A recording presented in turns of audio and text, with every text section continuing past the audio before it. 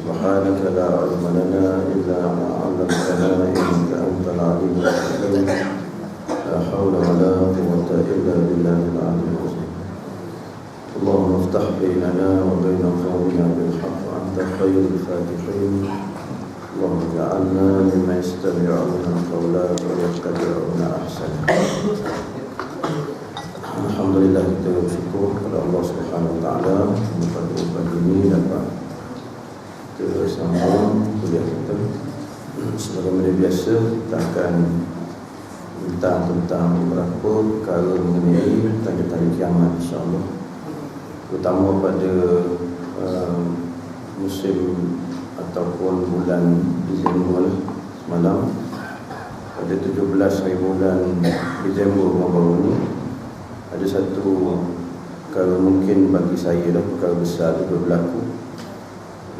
Bagi mereka yang tak pernah dengar, mungkin satu sidang akhbar yang telah dibuat oleh Imam Mahdi Melayu, Imam Mahdi daripada Indonesia, 17 hari bulan Disember baru ini. Dia buat satu sidang akhbar di Kuala Lumpur, tapi tidak dinyatakan hotel mana. Dalam website dia tu hanya ambil gambar saja. Ada beberapa perkara yang telah disebutkan dalam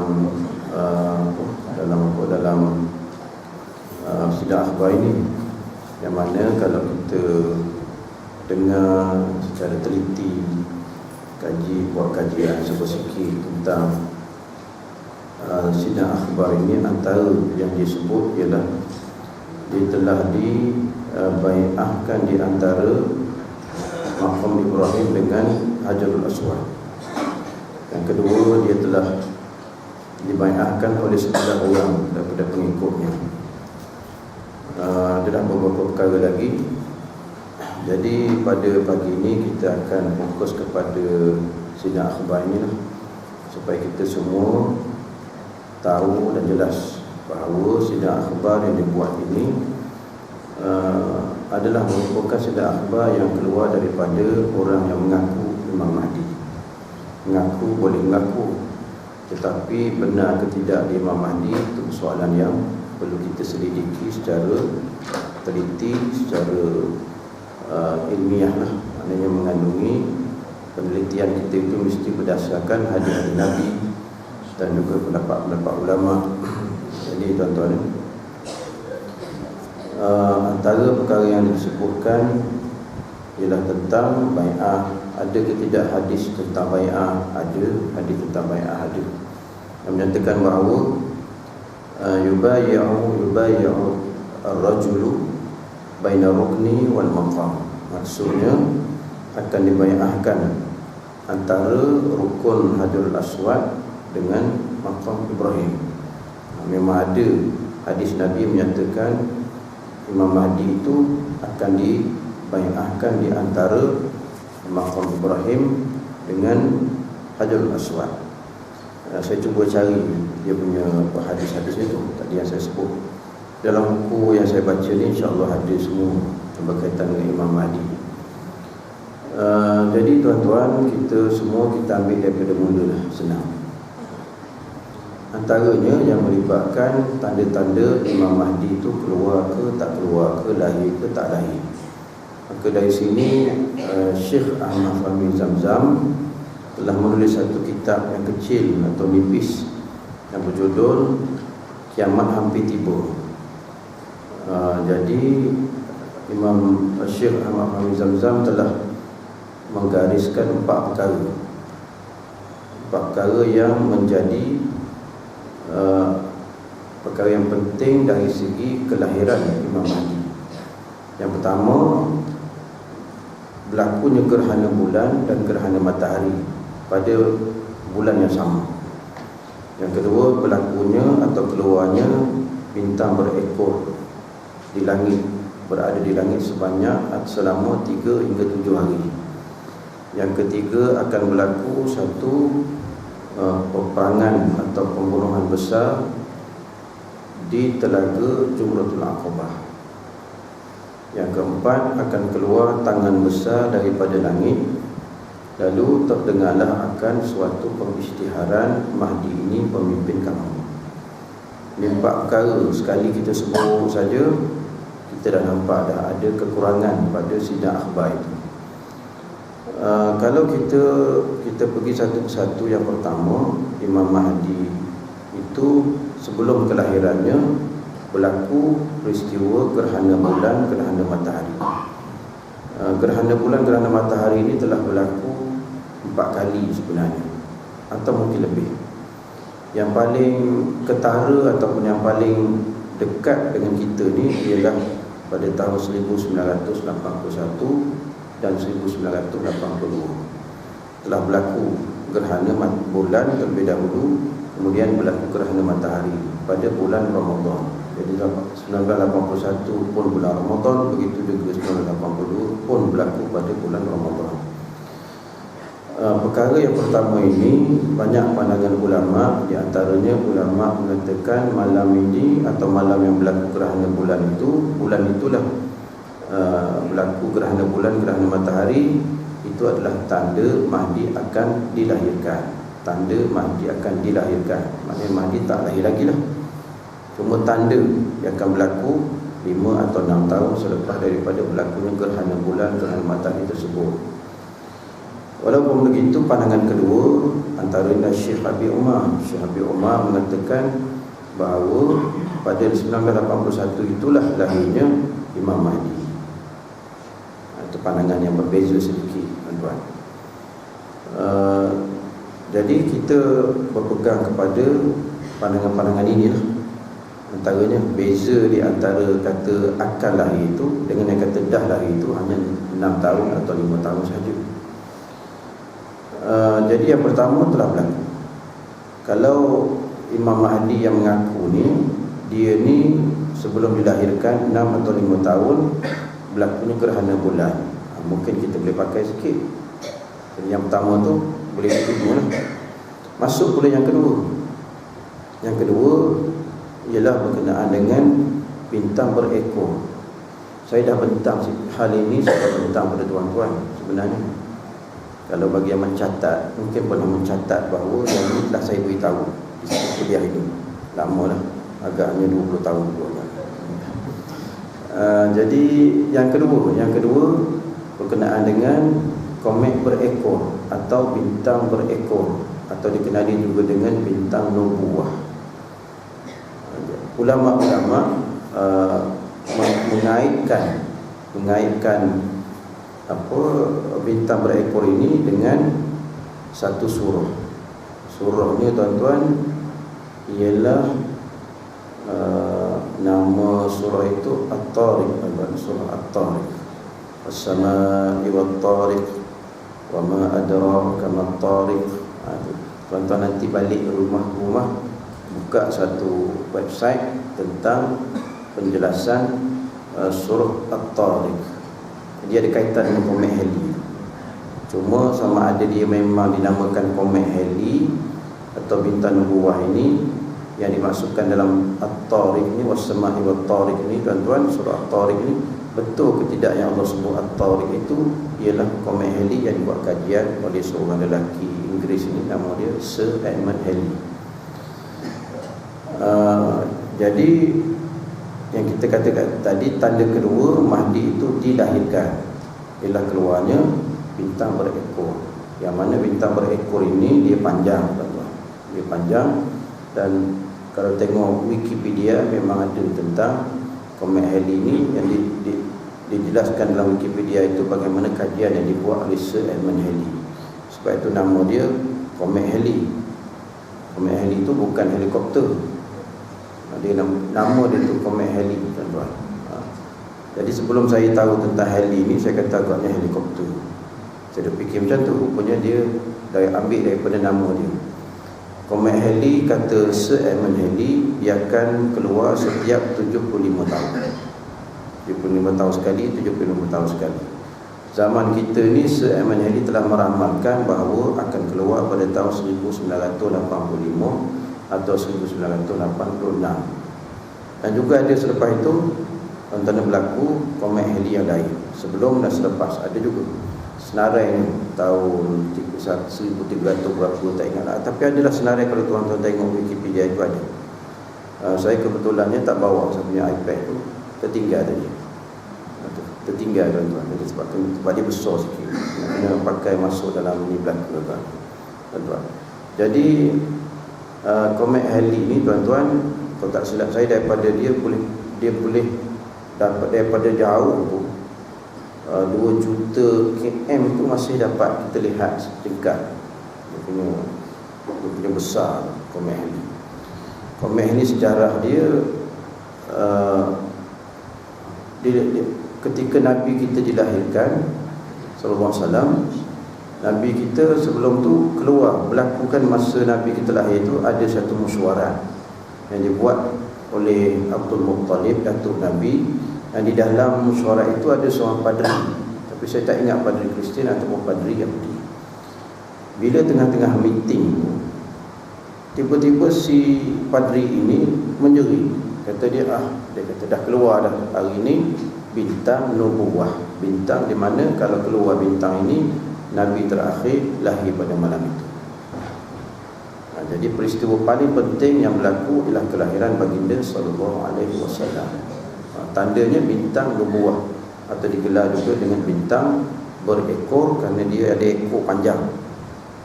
Atau ekor panjang. Dalam Wikipedia tu dia ada gambar. Jadi kita kena kenalilah komet berekor ni. Tapi kita ada banyak komet sebenarnya di angkasa sana, banyak komet. Komet-komet ini tuan-tuan, dia lebih kurang macam kereta lah. Kereta ni jenis ni Honda, yang ni kereta jenis apa, Toyota tuan-tuan. Gitulah lebih kurang komet, banyak sangat atas sana. Tapi kaitan dengan ini, ramai ulama kita mengatakan kaitan komet atau bintang nubuwah ini ialah komet Halley. Keluar pada tahun 1986. Jadi malam itu ramailah ulama yang mengkaji tentang kiamat ini kata bahawa malam itu dilahirkan Imam Mahdi.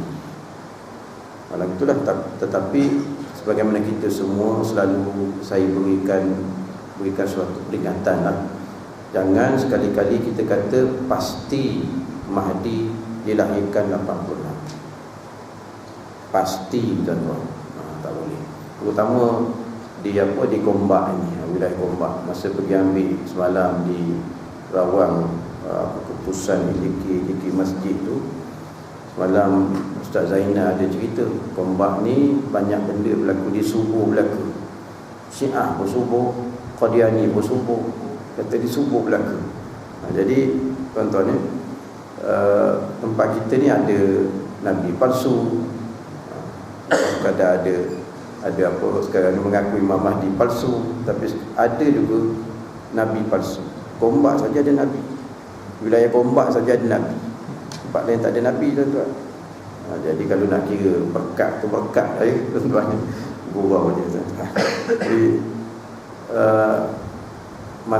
masa Nabi SAW dilahirkan, tiba-tiba datanglah hamba kepada Abdul Muttalib, tak silap kan, nama tak ingat tuan-tuan, datang bawa Nabi SAW. Jadi Abdul Muttalib, datuk Nabi, beri pada padri, kau tengoklah cucu aku ni ada tak tanda-tanda Nabi terakhir. Bila dia belik tengok, dia kata an-nubuwah min Bani Israel, Nabi, kenabian mesti datang daripada Bani Israel. Jadi kenabian ini, nabi-nabi tak mungkin datang pada orang lain. Itu tuan-tuan ya, cita-cita Yahudi ini ditinggi. Dia dah berpuluh-puluh dah Nabi dengan dia, Nabi yang terkenal lah, yang 25 tu berpuluh-puluh dah dengan dia. Dia bunuh ada, dia bukan beriman pun dengan Nabi-Nabi yang memang ramai yang dihantar oleh Allah di kalangan mereka. Mereka tak beriman pun. Yang berimannya tak berapa ramai. Jadi Nabi tu nak lagi, Nabi yang seorang ni nak juga Nabi tu datang daripada mereka sendiri. Padahal kali ini Allah telah pilih bangsa Arab sebagai bangsa yang menerima Islam. Sebelum bangsa Arab yang menerima Islam ataupun amanah Islam itu ialah Bani Israel. Bani Israel yang pegang Islam, yang diberikan amanah untuk memegang Islam, menyebarkan Islam. Kalimah amanah tu bahaya sekarang ya tuan-tuan. Tak maaf ya. Jadi bila dia tengok, dia kata Bani Israel saja yang perlu menerima Nabi. Padahal pada badan Nabi, di belakang Nabi itu, belakang itulah kipas Nabi itu memang ada tanda nubuah. Trademark Nabi itu ada di situ. Besar duit 50 sen. Yang kita sambut baru ni lah. Kita sambut Maulid Rasul baru ni pada 12 Rabiul Awal, tuan-tuan. Walaupun kita sekarang ni zaman ataupun tahun inilah, tuan-tuan, tahun yang 1437 sambutan Maulid Nabi inilah yang paling banyak orang viralkan tentang bid'ah yang menyambut kelahiran Nabi. Tuan-tuan tak payah layan dah kata bid'ah ni, tak payahlah, tuan-tuan. Sambut hari jadi lahir dia, kek 4 tingkat, tak apa. Sambut hari jadi lahir, pergi sewa hotel 5 star. Kenapa? Suami, isteri, hari lahir dia. Jadi kita kena sambut. Pergi 5 star punya hotel, tuan-tuan. Sambut hari lahir isteri, sambut hari lahir suami. Anak-anak ni sampai pakai kanopi 5 macam orang kahwin. Sambut hari lahir anak ni, tiba-tiba lahir Nabi, bid'ah. Dan kau punya tu tak bid'ah tu. Kau punya hari lahir tu tak bid'ah, kau buat macam tu. Itu pelik, tuan-tuan. Di Saudi sendiri, kaitkan dengan Saudi, Abdul Aziz bin Baz, ulama besar, mufti dia sambut hari lahir dia. Kerajaan Saudi yang sambut. Giliran Muhammad bin Abdul Wahab, yang nama dia tu datang di kalimah Wahbi tu, dia sambut pula oleh Saudi hari lahirnya. Besar-besaran pula tu. Jadi kalau orang kata tak sambut Maulidin Nabi ni bid'ah, dalalah, tuan-tuan, tak payah layan lah. Tuan-tuan sambut je lah. Bagi orang tak nak sambut, kata kau nak duduk makan saja tak apa. Kau jangan kata ni haram ke bid'ah, kau jangan kata lah. Kadang-kadang mengarut tu, tuan-tuan. Hari lahir dia buat besar-besaran. Kek secret recipe satu, tuan-tuan, letak lilin lagi. Nyampok kita tengok orang macam ni, tuan-tuan. Tunggu, patut dibakar sampah dengan pandangan ni. Senang cerita, tuan-tuan. Giliran kita sambut hari lahir, Allahu Akbar, punya hebat. Tuan-tuan, anak tu saya pergi 2-3 hari lepas, anak dia hari lahir, kanopi ada 2 biji, tuan-tuan. Saya kata ni majlis kahwin ke bertunang ke? Harap sambut hari lahir, Ustaz. Dengan nasinya, nasi Arab pula ada. Siap dengan kambing 2 ekor. Oh, tuan-tuan, tapi sayang 2 ekor sampai-sampai tinggal tulang. Sambut hari lahir Nabi, tuan-tuan. Selawat pada Nabi. Sambut hari lahir Nabi tidak merosakkan akidah, ada merosakkan akidah. Sambut hari lahir Nabi ada menyuruh kita melakukan perkara yang merosakkan akhlak. Ada ke, tuan-tuan? Tak ada. Ada bercampur lelaki perempuan? Tak ada. Tuan-tuan, majlis mengingati Nabi haram ke?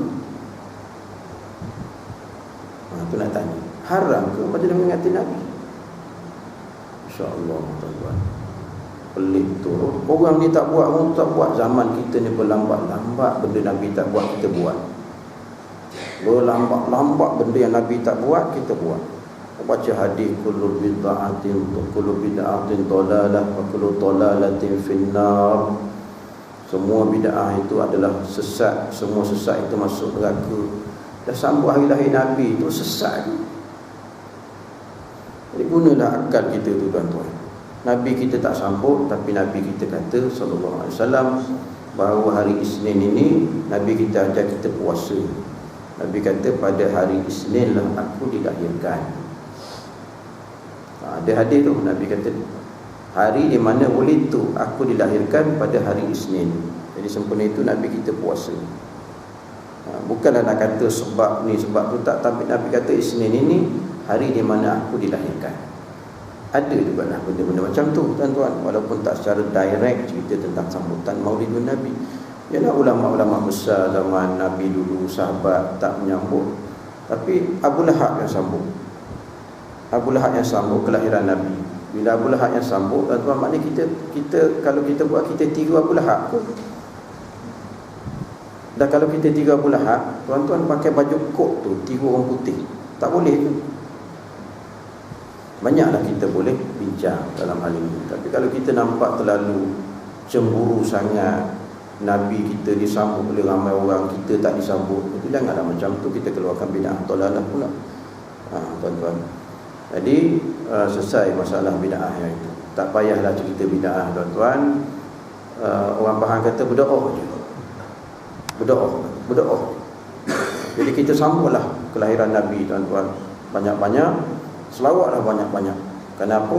Kerana bila malaikat sayyahin yang bawa selawat itu dia pergi kepada makam kubur Nabi, maka ada satu hadis kata bahawa Allah akan kembalikan roh Nabi ke makamnya, menerima segala selawat yang disampaikan oleh malaikat tersebut. Hadis sahih, tuan-tuan. Cuma ada dalam internet, semua ada. Sekarang ni senang, internet boleh cek hadis tu, hadis sahih ke tak, semua ada dalam internet. InsyaAllah, jangan bimbang lah. Hadis tempat website hadis tu ada dalam internet, semua ada. Jadi tuan-tuan, yang tadi kita bincang tentang tanda Mahdi lahir pada 1986. Kita ambillah satu hadis Nabi yang pernah saya kira dengan tuan-tuan dulu. Hadis Nabi melibatkan kita nak cari tahun Mahdi dilahirkan, tapi kita ambil hadisnya, hadis mengenai Dajjal atau tempoh pemerintahan Dajjal. Nabi kita bersabda sallallahu alaihi wasallam, apabila sahabat Nabi bertanya tentang tempoh Dajjal memerintah, Dajjal kata, sahabat Nabi tanya, kam labsuhu fil ardi, berapa lama Dajjal akan memerintah dunia? Nabi kita kata arba'una yauman, 40 hari. Tu tuan-tuan kena ingat baliklah nota-nota lama tu, sebab ni dia akhir tahun, dah awal tahun, final exam. Jadi final exam kita buat ulang kaji hari ni tuan-tuan. Nak periksa kejap lagi 18/1 ni. Banyak orang periksa 18/1. Tuan-tuan Usim pun 18/1, yang kelas saya di UIA pun 18/1 juga. Semua 18/1 periksa. Jadi tuan-tuan nak ambil periksa 18/1 ni. Jaga tuan-tuan. Kita baca hadis tu, Nabi jawab arba'una yauman, 40 hari. Yaumun kasanatin, hari pertama panjangnya setahun. Yaumun kasyahrin, hari kedua